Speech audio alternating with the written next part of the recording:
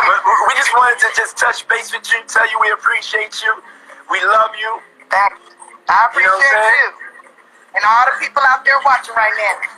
Hey, yo, I came to dance for the people, though. I came to party for y'all. Okay, so what song would you like to hear?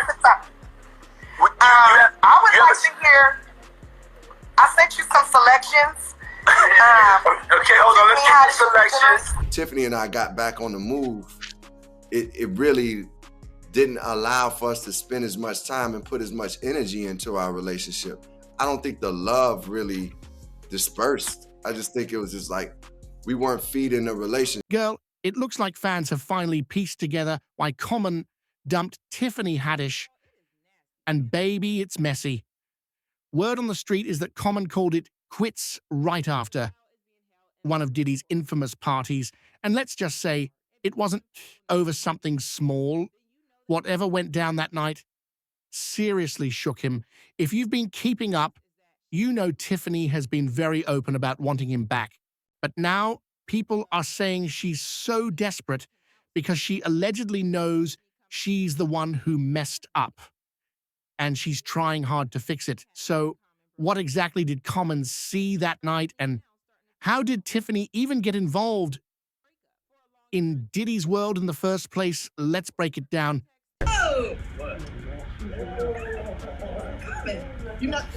When they were together, Tiffany made it seem like everything was good, but Common made it crystal clear that he had zero plans to settle down or propose, not even with an apartment complex, much less a ring.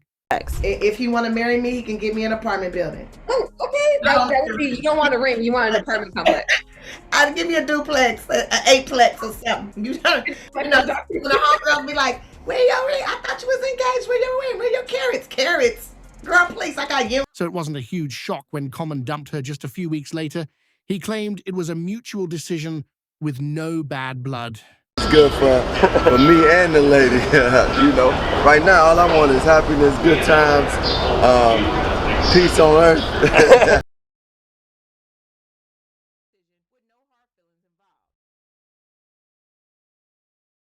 Tiffany and I got back on the move. It really didn't allow for us to spend as much time and put as much energy into our relationship. I don't think the love really dispersed. I just think it was just like we weren't feeding the relationship. But Tiffany wasn't about to let him control the narrative. She clapped back, calling him out for lying, saying maybe he's just the type who never truly settles down. A bee going from flower to flower. She wished him well, but the shade was there.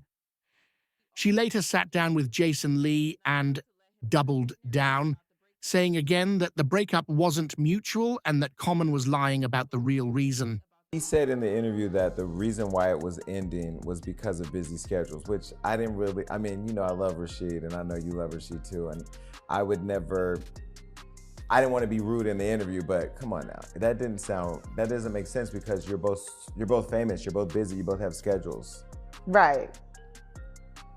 What did you think about that? The same thing everybody else was thinking in them. And she didn't stop.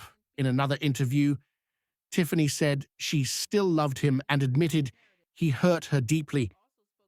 It was the healthiest, funniest relationship I've ever had, where I felt the safest. According to her, he told her, I think this relationship has run its course. And she was just like, okay, so you're going to be a 50-year-old single man, huh? She even shaded Jennifer Hudson, Common's new flame, saying, he never gave me no damn earrings. He probably gave those to Jennifer. Fans were feeling bad for her until rumors started swirling that Tiffany wasn't being fully honest, and that her alleged connection to Diddy may have been the real reason Common walked away. Never gave me no damn earrings. He probably gave those to Jennifer. Now, Common's name has never been caught up in the Hollywood freaky business. He keeps a clean rep, so whatever he saw at Diddy's party clearly crossed a line for him. As for how Tiffany got mixed up with Diddy, rumor has it Kevin Hart introduced them, and believe it or not, Cat Williams actually warned us. During his now viral Club Shay Shay interview, he called Tiffany a puppet being used by Kevin Hart and Hollywood power players. He even accused her of lying about performing at the Comedy Store, saying she never actually did a set there. They think they can rewrite history. Guy Torrey did a beautiful special about the Comedy Store and Fat Tuesday, where he said that Steve and Cedric and Kevin Hart and Tiffany Haddish came through there and made... All lies. Steve and Cedric never performed at the Comedy Store at all. Tiffany was only seen at the Laugh Factory. Cat didn't stop with Tiffany. He came for Kevin Hart too, calling him a fraud and claiming he was an industry plant. According to Cat, Kevin's rise had less to do with talent and more to do with cozying up to the right people. He even pointed out that Kevin had deep ties to the East Coast. And if you know, you know, that's Diddy's turf, or was why before the feds showed up. The dots are connecting real quicks, and now folks are whispering that Kevin might be more involved with Diddy than he ever let on. In Hollywood, no one in Hollywood has a memory of going to a sold-out Kevin Hart show, there being a line for him ever getting a standing ovation at any comedy club. He already had his deals when he got here. Have we heard of a comedian that came to LA and in his first year in LA, he had his own sitcom on network television and had his own movie called Soul Plane that he was leading? No, we've never heard of that before that person or since that person. What do you think a plant is? Maybe people don't understand the definitions of these words.